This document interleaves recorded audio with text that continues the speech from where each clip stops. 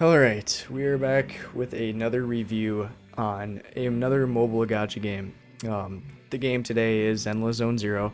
I have got to play the game for a little while now. I am a bit late to the review territory, but I wanted to make sure I got enough, experience playing the game. I haven't played this game as much as I have other gacha games when they came out. Unfortunately, I just didn't have enough time.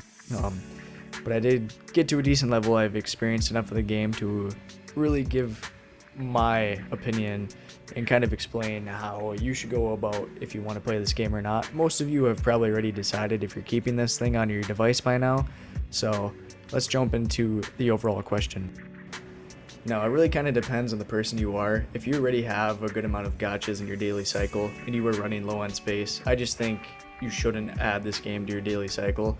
While it is cool and it stands out in its own way, I don't think it brings enough to the table for you to replay something like an open world gacha game or a game that you've already been playing for years. Now, if you're somebody that doesn't have a lot of gacha games that you play and you have open space and you're just looking for a game that's actually pretty fast paced and quick to go through daily cycles and content, this game's actually pretty good. It's just a small hub world, you can skip through the story, and there isn't a huge amount of content to do. There is some endgame content. You can basically just hop on, pull for characters quickly, do your dailies quickly, and it'll be pretty fast. The animations are smooth, fluid, and if you're just looking for a game to play for maybe 15-20 minutes a day before you got to go to work, or you just want to get through a game fast, then this will be a good option for you. Now for the performance. For the most part, it is actually pretty good. It is optimized, and Hoyoverse has always done a great job with that. So you don't really have to worry about optimization issues for the most part, but what you should look out for is how much RAM and the heat it generates. It does take around 8 gigabytes of RAM to run the game on the highest settings, sometimes even more.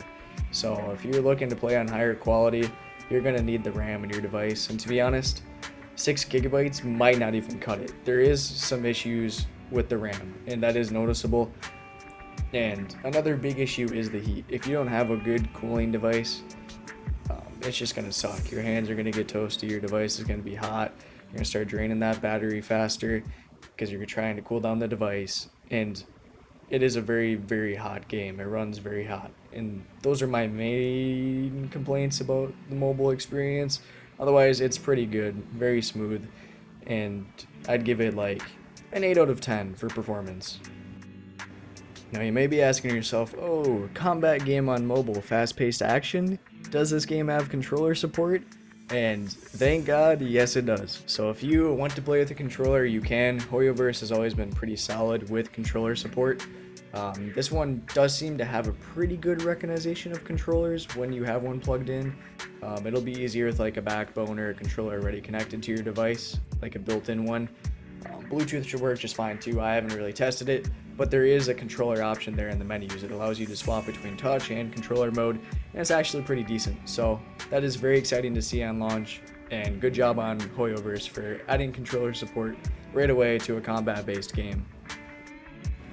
Now, moving into kind of the gameplay and stuff like that, the characters in the game are actually pretty solid.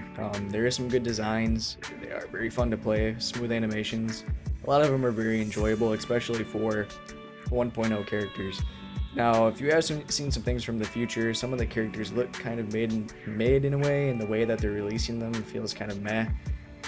That is something I'll look out for. But for now, they're solid enough characters that you want to pull for some of them. But in the future, it might not feel that way for some people. Okay, now the gacha system. Overall, it is pretty solid. It's the same as Star Rail. So a limited banner, 50-50, 90 pulls, you get your character. Weapon banner, 75-25, so there still is a chance to lose. It's okay, not the worst in the world. The standard banner, so after 300 pulls, you can select one of the characters listed. Same thing as Star Rail. Then you have your starter banner, which is 50 pulls, you get a 5-star there as well. And then there is a fourth banner, which is actually pretty cool. It's the Bang Boo banner.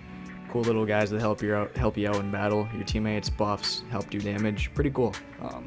They're little fun collectible things, and they help you out, so it is kind of unique. Next thing would be their endgame content. It's kind of like Spiral Abyss, Simulated Universe. You push through it. go through some of the TV puzzles, earn some buffs. It's fun, you get to experience the combat. Not the hardest thing in the world, but enjoyable enough to earn rewards. Now, wrapping things up, the TV system is still pretty bad. Having it in the story isn't fun at all. It shouldn't be there at all. It should be maybe like a side puzzle through half of it, but it's kind of like story, TV, story, TV. It does get better, and I hope that they do remove a lot of it. They said they were, and this is a combat-based game after all, so having the combat there, giving the people what they want, is probably the best, and it's probably the only way they're going to maintain their player base, and that's okay.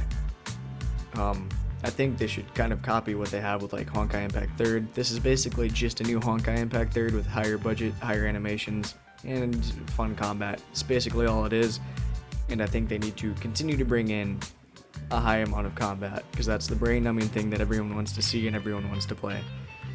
Now, overall, my final review, 7 out of 10. It's good enough, it's new, it's fun, it's enough to add to your daily cycle, and I think if you want to play it, you can, but like I said, it depends on the situation that you're in, and overall, that's all I have to say.